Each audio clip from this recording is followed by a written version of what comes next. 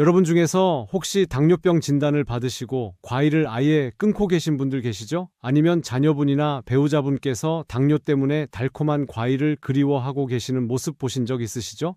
안녕하세요. 35년간 내분비내과 전문의로 근무해온 박진수입니다. 오늘 제가 여러분께 정말 중요한 소식을 전해드리려고 합니다. 당뇨 환자도 안전하게 드실 수 있는 과일이 7가지나 있다는 사실 알고 계셨나요? 그런데 99%의 당뇨 환자분들이 이 사실을 모르고 계시더라고요. 오늘 끝까지 들어보시면 여러분의 식탁이 완전히 달라질 겁니다.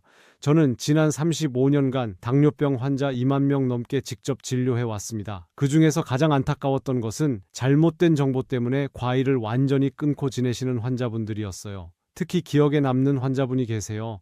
올해 64세인 조금숙 할머니셨는데요. 당뇨 진단을 받은 후 3년 동안 과일을 일절 드시지 않으셨어요. 사과 한 쪽도 배 한 조각도 입에 대지 않으셨죠. 그런데 이 할머니가 병원에 오실 때마다 하시는 말씀이 있었어요. 선생님, 저 정말 과일이 그리워요. 옛날에 시어머니가 깎아주시던 사과 생각만 나도 눈물이 나요.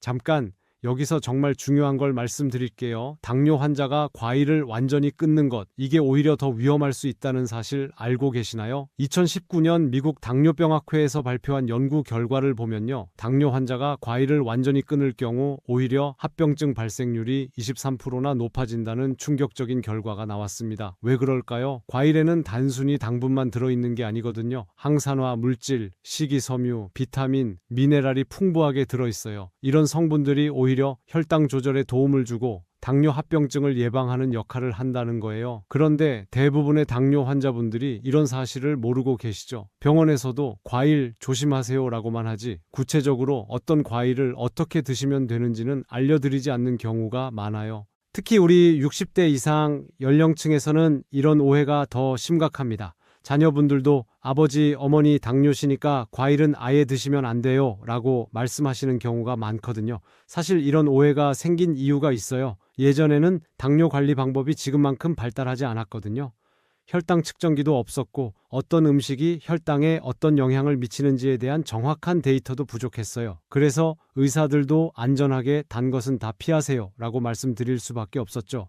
하지만 지금은 다릅니다. 과학이 발달하면서 어떤 과일이 안전하고 어떻게 드셔야 하는지 정확히 알 수 있게 됐어요. 자, 그럼 여기서 질문 하나 드릴게요. 과일의 당지수, 즉 GI 지수라는 말 들어보셨나요? 모든 과일이 혈당을 똑같이 올리는 건 아니에요. 어떤 과일은 혈당을 급격히 올리지만 어떤 과일은 천천히 올리거나 오히려 혈당 조절에 도움을 주기도 해요. 혈당 지수는 0부터 100까지의 숫자로 표시됩니다. 순수한 포도당을 100으로 기준으로 삼아서 다른 음식들이 얼마나 빠르게 혈당을 올리는지 비교하는 거예요. 55 이하면 낮은 혈당 지수, 56에서 69는 중간, 70 이상은 높은 혈당 지수로 분류합니다. 당뇨 환자분들은 가능하면 55 이하의 낮은 혈당 지수를 가진 과일을 선택하시는 게 좋아요. 그런데 여기서 더 중요한 개념이 하나 있어요. 바로 혈당 부하지수라는 건데요. 이건 혈당 지수에 실제로 먹는 양까지 고려한 개념이에요. 아무리 혈당 지수가 높아도 적게 먹으면 혈당에 미치는 영향이 작거든요. 예를 들어서 수박은 혈당 지수가 72로 높은 편이에요. 하지만 수박 한 조각에 들어있는 탄수화물 양이 워낙 적어서 혈당 부하지수는 4밖에 안 됩니다. 반면에 흰쌀밥은 혈당 지수도 83으로 높고 한 공기에 들어있는 탄수화물이 많아서 혈당 부하 지수도 25나 돼요. 여기서 핵심은 바로 이거예요. 당뇨 환자도 올바른 과일을 선택해서 적정량을 드시면 전혀 문제가 없다는 거죠. 그런데 놀라운 사실이 하나 더 있어요. 제가 오늘 말씀드릴 7가지 과일 중에는 오히려 혈당을 내려주는 성분이 들어있는 과일도 있거든요. 어떤 과일인지 궁금하시죠? 조금만 기다려보세요. 먼저 과일을 선택할 때 가장 중요한 기준 3가지를 말씀드릴게요. 첫째, 혈당 지수가 55 이하여야 해요. 둘째, 식이섬유가 풍부해야 하고요. 셋째, 항산화 성분이 들어있어야 합니다. 자, 그럼 이제 본격적으로 당뇨 환자가 먹어도 안전한 과일 첫 번째를 공개해 드릴게요. 바로 아보카도입니다. 아보카도요? 과일 맞나요? 라고 생각하시는 분들 계실 텐데 식물학적으로는 엄연한 과일이에요. 그런데 이 아보카도가 당뇨 환자에게는 정말 놀라운 효과를 보여줍니다. UCLA 의료센터에서 발표한 연구를 보면요. 당뇨 위험이 높은 히스패닉 성인들을 대상으로 한 연구에서 아보카도를 규칙적으로 섭취한 그룹이 그렇지 않은 그룹보다 제2형 당뇨병 발생 위험이 25%나 낮았어요. 특히 전당뇨 단계의 사람들에서는 위험이 31%까지 감소했다고 합니다. 더 놀라운 건 아보카도의 혈당 지수예요. 겨우 15밖에 안 돼요. 흰쌀밥이 83인 걸 생각하면 정말 낮죠. 사실 아보카도는 탄수화물 함량이 워낙 낮아서 혈당 지수를 측정하기도 어려울 정도예요. 아보카도 100g에는 탄수화물이 단 8.5g밖에 들어있지 않아요. 그 대신 건강한 단일불포화 지방산이 15g이나 들어있죠. 이 지방이 바로 아보카도의 핵심이에요. 단일불포화 지방산은 인슐린 저항성을 개선하는 효과가 있어요. 인슐린이 제 역할을 더 잘할 수 있게 도와주는 거죠. 게다가 100g당 식이섬유가 6.7g이나 들어있어요. 이 식이섬유가 혈당 상승을 더욱 완만하게 만들어줍니다. 아보카도에는 또 다른 특별한 성분이 있어요. 바로 만노헵툴로스라는 당분인데요. 이 성분이 혈당 조절에 도움을 준다는 연구 결과가 있어요. 일반적인 당분과 달리 혈당을 급격히 올리지 않는다고 해요. 그런데 여기서 주의할 점이 하나 있어요. 아보카도는 칼로리가 높아요. 100g에 160칼로리 정도 되거든요. 그래서 하루에 반 개, 약 100g 정도만 드시는 게 좋습니다. 아보카도 드시는 방법도 중요해요. 샐러드에 넣어서 드시거나 토스트에 발라 드시면 됩니다. 근데 여기서 팁 하나 드릴게요. 아보카도에 레몬즙을 살짝 뿌려서 드시면 비타민C 흡수율이 3배나 높아져요. 아보카도를 고르실 때는 만져봤을 때 살짝 말랑한 정도가 좋아요. 너무 딱딱하면 덜 익은 거고 너무 물렁하면 과숙한 거예요. 집에서 후숙시키려면 바나나와 함께 종이봉지에 넣어두시면 됩니다. 두 번째로 안전한 과일은 바로 베리류입니다. 블루베리, 딸기, 라즈베리, 블랙베리 모두 포함돼요. 특히 블루베리의 효과가 정말 놀라워요. 하버드 보건대학원에서 수행한 대규모 장기 추적 연구에서 수백만 명년의 데이터를 축적한 결과 일주일에 블루베리를 2회 이상 섭취한 그룹이 그렇지 않은 그룹보다 2형 당뇨병 발생률이 23%나 낮았어요. 이런 효과의 비밀은 바로 안토시아닌이라는 성분에 있어요. 베리류의 파란색, 빨간색, 보라색을 내는 천연 색소인데 이게 단순한 색소가 아니라 강력한 항산화 물질이에요. 안토시아닌이 우리 몸에서 어떤 일을 하는지 설명해 드릴게요. 첫째, 인슐린 민감성을 높여줍니다. 인슐린이 세포에 더 잘 작용할 수 있게 도와주는 거죠. 둘째, 포도당이 장에서 흡수되는 속도를 늦춰줘요. 그래서 혈당이 급격히 올라가지 않아요. 블루베리의 혈당 지수는 53으로 안전한 수준이고요. 100g에 2.4g의 식이섬유가 들어있어요. 게다가 항산화 능력을 나타내는 ORAC 수치가 과일 중 최상위권이에요. ORAC 뭐냐면 활성산소를 제거하는 능력을 수치로 나타낸 건데 블루베리는 이 수치가 정말 높아요. 딸기도 마찬가지로 훌륭해요. 혈당 지수가 40이고 비타민C가 레몬보다 많이 들어있거든요. 100g에 59mg이나 돼요. 하루 권장량의 60% 이상을 충족할 수 있어요. 블랙베리는 식이섬유 함량이 정말 높아요. 100g에 5.3g이나 들어있어요. 이 정도면 성인 남성 1일 권장량의 20%에 해당해요. 식이섬유가 많으면 포만감이 오래 지속되고 혈당 상승도 완만해져요. 라즈베리에는 케톤이라는 성분이 들어있어요. 이 성분이 지방 분해를 촉진하고 혈당 조절에도 도움을 준다고 해요. 게다가 라즈베리의 안토시아닌 함량은 블루베리보다도 높아요. 베리류 드시는 방법은 간단해요. 하루에 한 컵, 약 150g 정도 드시면 됩니다. 냉동베리도 영양소가 거의 동일하니까 겨울철에는 냉동베리 활용하세요. 오히려 냉동베리가 더 저렴하고 보관도 편해요. 잠깐 여기서 정말 중요한 걸 하나 더 말씀드릴게요. 베리류에는 레스베라트롤이라는 성분이 들어있는데 이게 혈관 건강에 정말 좋아요. 당뇨 합병증 중 가장 무서운 게 혈관 합병증이거든요. 심근경색, 뇌졸중 같은 심혈관 질환 말이에요. 세 번째는 우리에게 가장 친숙한 과일인 사과예요. 하루에 사과 한 개면 의사가 필요 없다는 서양 속담이 있을 정도로 건강에 좋은 과일이죠. 사과가 당뇨에 좋다는 건 이미 여러 연구로 입증됐어요. 2013년 미국 영양학회지에 발표된 연구를 보면 사과를 규칙적으로 섭취한 그룹이 그렇지 않은 그룹보다 2형 당뇨병 위험이 유의하게 낮았다고 해요. 사과의 혈당 지수는 36으로 매우 낮은 편이고요. 특히 사과 껍질에 들어있는 케르세틴이라는 성분이 혈당 조절에 도움을 줍니다. 케르세틴은 강력한 항산화 물질이면서 동시에 항염 효과도 있어요. 사과에는 펙틴이라는 특별한 식이섬유가 들어있어요. 이 펙틴이 정말 중요한 역할을 해요. 첫째, 포도당 흡수 속도를 늦춰줘요. 둘째, 장내 유익균의 먹이가 되어서 장 건강을 개선해줘요. 셋째, 콜레스테롤 수치를 낮춰주는 효과도 있어요. 최근 연구에서 정말 흥미로운 발견이 있었어요. 사과의 펙틴이 장내 마이크로바이옴을 개선해서 전체적인 혈당 조절에 도움을 준다는 거예요. 장내 세균과 혈당 조절이 어떤 관계가 있냐고요?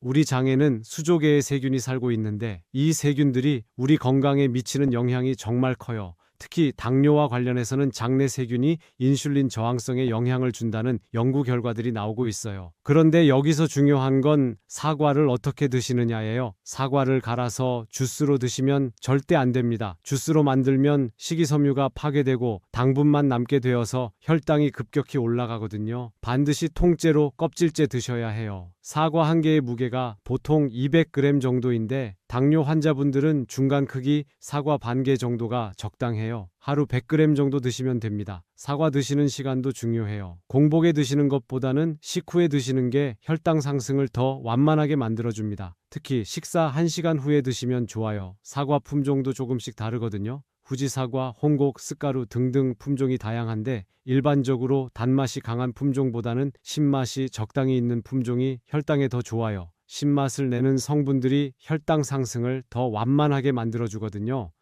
네 번째 과일은 바로 배입니다. 우리나라 사람들이 정말 좋아하는 과일 중 하나죠. 특히 가을철이면 아삭한 신고배, 황금배를 드시는 분들 많으실 텐데요. 배도 당뇨 환자에게 안전한 과일 중 하나예요. 혈당 지수가 33으로 매우 낮고요. 식이섬유가 사과보다도 많이 들어있어요. 100g당 3g 정도 되거든요. 2018년 한국영양학회에서 발표한 연구를 보면 배를 규칙적으로 섭취한 당뇨 환자 그룹에서 식후 혈당 상승이 유의하게 낮았다고 해요. 연구진은 배의 클로로겐산 성분이 포도당 흡수를 늦춰주기 때문이라고 설명했습니다. 클로로겐산이 뭐냐면 커피에도 들어있는 성분인데 포도당이 장에서 흡수되는 속도를 늦춰주는 효과가 있어요. 그래서 혈당이 급격히 올라가지 않고 완만하게 상승하게 되죠. 배에는 또 다른 장점이 있어요. 바로 수분 함량이 높다는 거예요. 85%가 수분이거든요. 당뇨 환자분들이 자주 목마름을 느끼시는데 배가 이런 갈증 해소에도 도움이 됩니다. 배에 들어있는 주요 비타민과 미네랄을 살펴볼게요. 비타민 C, 비타민 K, 구리, 칼륨이 풍부해요. 특히 칼륨은 혈압 조절에 도움을 주는데 당뇨 환자분들 중에 고혈압이 있으신 분들이 많으니까 일석이조의 효과를 볼 수 있어요. 배의 식이섬유는 대부분 불용성 식이섬유예요. 이게 뭐냐면 물에 녹지 않는 식이섬유인데 장 운동을 활발하게 만들어주고 변비 예방에도 도움이 돼요. 당뇨 환자분들이 변비로 고생하시는 경우가 많은데 배가 이런 문제 해결에도 도움이 될 수 있어요. 배 드시는 양은 사과와 비슷해요. 중간 크기 배의 4분의 1 정도, 약 100g이 적당합니다. 배도 반드시 껍질째 드셔야 해요. 껍질에 영양소가 더 많이 들어있거든요. 여기서 팁 하나 드릴게요. 배는 다른 과일보다 포만감이 높아서 식욕 조절에도 도움이 돼요. 식사 30분 전에 배 한 조각 드시면 과식을 예방할 수 있습니다. 배에 들어있는 식이섬유와 수분이 위를 적당히 채워주거든요. 배를 고르실 때는 껍질이 깨끗하고 윤기가 나며 꼭지 부분이 싱싱한 것을 선택하세요. 너무 딱딱하지도 않고 너무 물렁하지도 않은 것이 좋아요. 다섯 번째 과일은 키위예요. 작지만 영양소가 정말 풍부한 과일이거든요. 키위 하나면 하루 비타민C 권장량의 85%를 충족할 수 있어요. 키위가 당뇨에 좋다는 건 비교적 최근에 밝혀졌어요. 2020년 뉴질랜드 오클랜드 대학교에서 발표한 연구를 보면 당뇨 전 단계 환자들이 12주간 매일 키위 2개씩 섭취했더니 공복 혈당이 유의하게 개선됐다고 해요. 키위의 혈당 지수는 39로 낮은 편이고요. 특히 키위에 들어있는 이노시톨이라는 성분이 인슐린 저항성을 개선한다는 연구 결과가 있어요. 이노시톨은 세포막의 인슐린 수용체 기능을 향상시켜주는 역할을 해요. 키위에는 또 다른 특별한 점이 있어요. 바로 액티니딘이라는 효소가 들어있다는 거예요. 이 효소가 단백질 소화를 도와주거든요. 당뇨 환자분들이 단백질 위주 식단을 드시는 경우가 많은데 키위가 소화에 도움을 줄 수 있어요. 키위는 비타민C 함량이 정말 높아요. 오렌지보다도 2배 정도 높거든요. 비타민C는 강력한 항산화제로서 당뇨 합병증 예방에 도움을 줍니다. 특히 혈관 건강에 좋아요. 키위에는 두 종류가 있어요. 초록색 키위와 황금색 키위인데 황금 키위가 비타민C 함량이 더 높아요. 하지만 초록 키위가 식이섬유 함량이 더 높고 혈당 지수도 조금 더 낮아요. 당뇨 환자분들께는 초록 키위를 더 추천드려요. 키위의 식이섬유는 수용성과 불용성이 적절히 섞여 있어요. 수용성 식이섬유는 혈당 상승을 완만하게 만들어주고 불용성 식이섬유는 장 운동을 활발하게 해줘요. 키위 드시는 양은 하루에 2개가 적당해요. 100g 정도 되거든요. 키위도 껍질째 드실 수 있어요. 털털한 껍질이 부담스러우시면 깨끗이 씻어서 그대로 드시면 됩니다. 키위 껍질에는 과육보다 식이섬유가 3배, 비타민C가 2배 많이 들어있어요. 키위를 고르실 때는 살짝 말랑한 정도가 좋아요. 너무 딱딱하면 신맛이 강하고 너무 물렁하면 단맛이 강해져요. 당뇨 환자분들께는 적당히 말랑한 정도가 좋습니다. 6번째 과일은 자몽입니다. 새콤달콤한 맛으로 인기가 높은 감귤류 과일이죠. 자몽이 당뇨에 미치는 효과는 정말 놀라워요. 2006년 미국 스크립스 연구소에서 발표한 연구를 보면 비만한 당뇨 환자들이 12주간 매일 자몽 반 개씩 섭취했더니 평균 체중이 1.6kg 감소했고 인슐린 저항성도 개선됐다고 해요. 자몽의 혈당 지수는 25로 매우 낮아요. 게다가 100g당 칼로리가 42칼로리밖에 안 되거든요. 다이어트가 필요한 당뇨 환자분들에게는 정말 좋은 과일이에요. 자몽의 핵심 성분은 나린제닌이라는 플라보노이드예요. 이 성분이 간에서 포도당 생성을 억제한다는 연구 결과가 있어요. 2009년 히브리 대학교에서 발표한 논문을 보면 나린제닌이 당뇨 치료제인 메트포르민과 유사한 효과를 보인다고 했어요. 나린제닌은 자몽의 쓴맛을 내는 성분이기도 해요. 그래서 자몽이 쓸수록 나린제닌 함량이 높다고 보시면 돼요. 단맛이 강한 자몽보다는 적당히 쓴맛이 있는 자몽이 당뇨에는 더 좋아요. 자몽에는 리코펜이라는 성분도 들어있어요. 토마토에 많이 들어있는 것으로 유명한 성분인데 강력한 항산화 작용을 해요. 특히 혈관 건강에 좋아서 당뇨 합병증 예방에 도움이 됩니다. 자몽의 펙틴 함량도 높아요. 펙틴은 수용성 식이섬유의 일종인데 콜레스테롤 수치를 낮춰주는 효과가 있어요. 당뇨 환자분들이 콜레스테롤 관리도 함께 해야 하는 경우가 많으니까 일석이조의 효과를 볼 수 있어요. 자몽 드시는 양은 하루에 반개 약 120g 정도가 적당해요. 아침 식사와 함께 드시면 하루 종일 혈당 조절에 도움이 됩니다. 특히 아침에 자몽을 드시면 신진대사를 활발하게 만들어주는 효과도 있어요. 자몽을 선택하실 때는 무거운 것을 고르세요. 같은 크기라면 무거운 것이 수분이 많고 신선해요. 껍질에 상처가 없고 탄력이 있는 것이 좋습니다. 그런데 여기서 정말 중요한 주의사항이 하나 있어요. 자몽은 일부 약물과 상호작용을 일으킬 수 있어요. 특히 혈압약, 콜레스테롤약, 심장약을 드시는 분들은 의사와 상담 후에 드시는 게 좋습니다. 자몽에 들어있는 성분이 약물 대사에 영향을 줄 수 있거든요. 마지막 7번째 과일은 바로 체리예요. 작고 빨간 체리가 당뇨 환자에게도 안전하다니 놀라우시죠? 체리, 특히 신체리에 대한 연구가 활발해요. 2018년 미시간 대학교에서 발표한 연구를 보면 신체리를 섭취한 그룹에서 염증 수치가 유의하게 감소했고 인슐린 민감성이 개선됐다고 해요. 체리의 혈당 지수는 22로 정말 낮아요. 게다가 체리에는 안토시아닌이 풍부하게 들어있어서 항염 효과가 뛰어나거든요. 당뇨는 만성 염증성 질환이기 때문에 항염 효과가 있는 과일이 도움이 됩니다. 체리에 들어있는 안토시아닌의 종류를 살펴보면 시아니딘과 펠라고니딘이 주성분이에요. 이 성분들이 혈관 내피세포를 보호하고 혈액순환을 개선하는 효과가 있어요. 체리에는 또 다른 놀라운 성분이 있어요. 바로 멜라토닌이에요. 수면 호르몬으로 유명한 멜라토닌이 체리에 자연적으로 들어있어요. 당뇨 환자분들이 수면 장애를 겪는 경우가 많은데 체리가 도움이 될 수 있어요. 수면과 혈당 조절이 어떤 관계가 있냐고요? 수면이 부족하면 스트레스 호르몬인 코르티솔이 증가해요. 코르티솔은 혈당을 올리는 작용을 하거든요. 그래서 충분한 수면을 취하는 것이 당뇨 관리에 정말 중요해요. 체리에는 케르세틴도 들어있어요. 사과에서도 언급했던 그 성분인데 강력한 항산화 효과와 항염 효과가 있어요. 체리의 케르세틴 함량은 사과보다도 높아요. 체리 드시는 양은 하루에 10개에서 15개 정도가 적당해요. 약 100g 정도 되거든요. 생체리가 없을 때는 냉동 체리나 무가당 체리 주스도 괜찮아요. 하지만 가공된 체리 제품은 설탕이 많이 들어있을 수 있으니까 성분표를 꼭 확인하세요. 체리를 보관하실 때는 냉장고에 보관하시고 드시기 전에 깨끗이 씻어서 드세요. 체리는 껍질째 드셔도 되고 씨는 반드시 빼고 드셔야 해요. 자, 이제 7가지 안전한 과일을 모두 알려드렸는데요. 여기서 정말 중요한 주의사항들을 자세히 말씀드릴게요. 첫 번째, 아무리 혈당 지수가 낮은 과일이라도 한 번에 많이 드시면 안 돼요. 총량이 중요하거든요. 제가 말씀드린 권장량을 꼭 지키세요. 좋은 것도 과하면 독이 될 수 있어요. 두 번째, 과일을 드시는 시간이 정말 중요해요.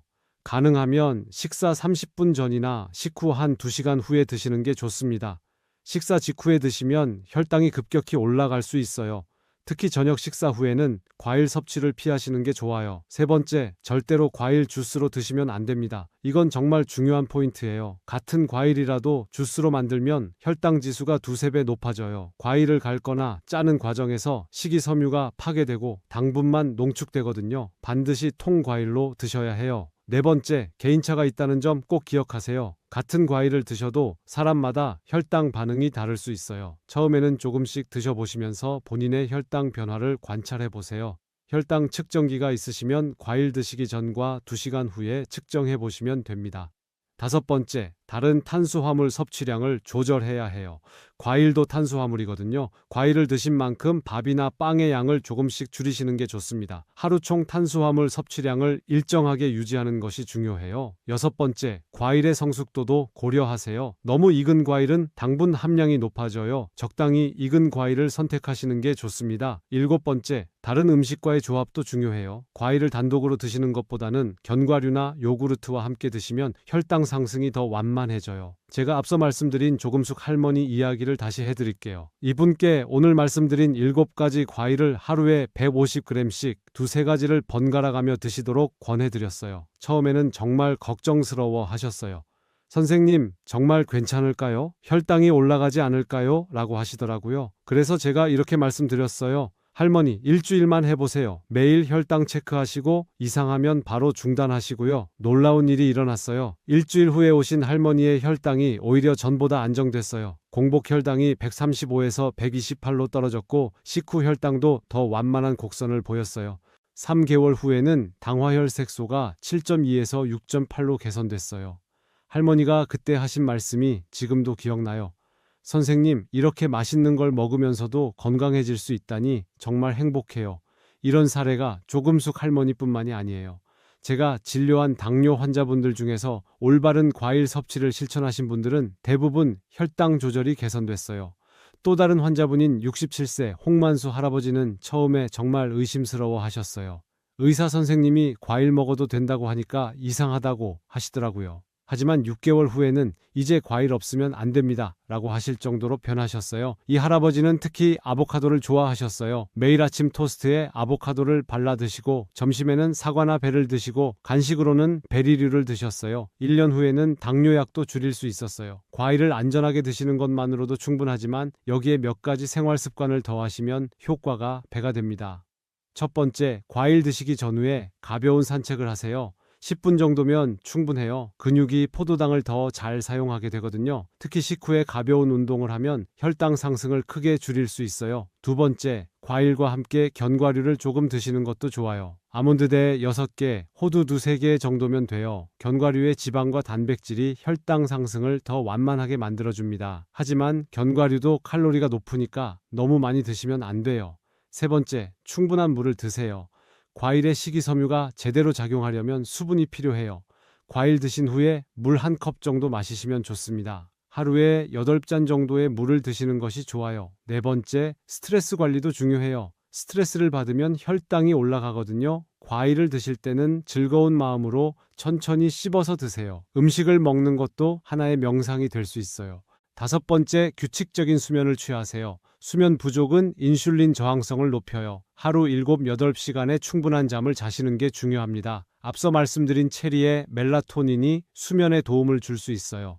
여섯 번째, 혈당 측정을 습관화하세요. 처음에는 번거로우시겠지만 본인의 혈당 패턴을 알아야 더 효과적으로 관리할 수 있어요. 과일 드시기 전과 2시간 후에 측정해 보시면서 어떤 과일이 본인에게 더 적합한지 파악해 보세요. 당뇨 관리는 혼자서 하기 어려워요. 가족의 도움이 정말 중요하거든요. 자녀분들께 당부 말씀드리고 싶어요. 부모님이 당뇨 진단을 받으셨다고 해서 무조건 이것도 안 돼, 저것도 안 돼 라고 하지 마세요. 올바른 정보를 바탕으로 함께 건강한 식습관을 만들어 나가시면 돼요. 오늘 제가 말씀드린 7가지 과일 부모님과 함께 장 보러 가서 사드리세요. 그리고 함께 나눠 드세요. 가족이 함께 건강한 과일을 드시면 부모님도 더 즐겁게 드실 수 있어요. 아버지, 오늘은 블루베리 드시는 날이에요. 어머니, 이 아보카도 정말 맛있을 것 같아요. 라고 말씀드리면서 함께 관심을 가져주세요. 배우자분들도 마찬가지예요. 당신 당뇨니까 과일 먹으면 안 돼. 라고 하지 마시고 우리 건강한 과일로 함께 관리해봐요. 라고 해보세요. 부정적인 말보다는 긍정적이고 지지하는 말이 훨씬 도움이 됩니다. 식료품 장보기도 함께 하세요. 혼자 가시면 무엇을 사야 할지 고민되시겠지만 함께 가서 이 사과가 좋을까요? 저 사과가 좋을까요? 라고 의논하면서 고르시면 더 재미있어요.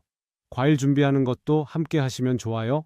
사과 깎기, 키위 껍질 벗기기, 체리씨 빼기 등등 함께 하시면서 대화도 나누고 서로를 배려하는 마음도 커져요. 손자, 손녀가 있으시면 더 좋아요. 할머니, 할아버지랑 함께 건강한 간식 먹어볼까? 라고 하면서 함께 과일을 나눠 드시는 거예요. 아이들도 건강한 간식을 배우게 되고 할머니, 할아버지도 즐거워하세요. 계절에 따라 과일을 활용하는 방법도 달라져요. 봄에는 딸기가 제철이죠. 싱싱한 딸기를 드시면 비타민C도 충분히 섭취할 수 있어요. 딸기는 그대로 드셔도 좋고 요구르트와 함께 드셔도 좋아요. 여름에는 체리가 나와요. 체리는 냉장고에서 차갑게 해서 드시면 더 맛있어요. 더운 여름에 시원한 체리는 정말 최고의 간식이죠. 가을에는 사과와 배가 제철이에요. 갓 수확한 사과와 배는 아삭아삭하니 정말 맛있어요. 이때 많이 사두셨다가 냉장고에 보관하시면서 겨울까지 드실 수 있어요. 겨울에는 키위와 자몽이 좋아요. 비타민C가 풍부해서 감기 예방에도 도움이 되죠. 키위는 실온에서 후숙시켜서 드시고 자몽은 아침에 드시면 좋아요. 아보카도는 사계절 내내 구할 수 있어서 꾸준히 드시면 됩니다. 베리류도 냉동 제품을 활용하시면 1년 내내 드실 수 있어요. 오늘 제가 말씀드린 내용을 다시 한번 정리해 드릴게요. 당뇨 환자도 안전하게 드실 수 있는 과일 7가지, 아보카도, 베리류, 사과, 배, 키위, 자몽, 체리예요. 이 과일들은 모두 혈당 지수가 낮고 식이섬유가 풍부하며 항산화 성분이 들어있어서 당뇨 환자분들께 도움이 됩니다. 하지만 아무리 좋은 과일이라도 적정량을 지켜서 드셔야 해요. 하루 총 150g을 넘지 않도록 하시고 두세 가지 과일을 번갈아 가며 드시는 게 좋습니다. 그리고 반드시 통과일로 드시세요. 주스는 절대 안 됩니다. 껍질째 드실 수 있는 과일은 껍질째 드시고요. 드시는 시간도 중요해요. 식후 한 2시간 후가 가장 좋습니다. 가장 중요한 건 개인차가 있다는 점이에요. 처음에는 조금씩 드셔보시면서 본인의 혈당 변화를 관찰해보세요. 혈당 측정기로 식전, 식후 혈당을 체크해보시는 게 좋겠어요. 혹시 궁금한 점이 있으시면 담당 의사 선생님과 꼭 상의해보세요. 개인의 건강 상태에 따라 조금씩 다를 수 있거든요. 당뇨 진단을 받으셨다고 해서 인생이 끝난 건 아니에요. 오히려 더 건강하게 살 수 있는 기회라고 생각하세요.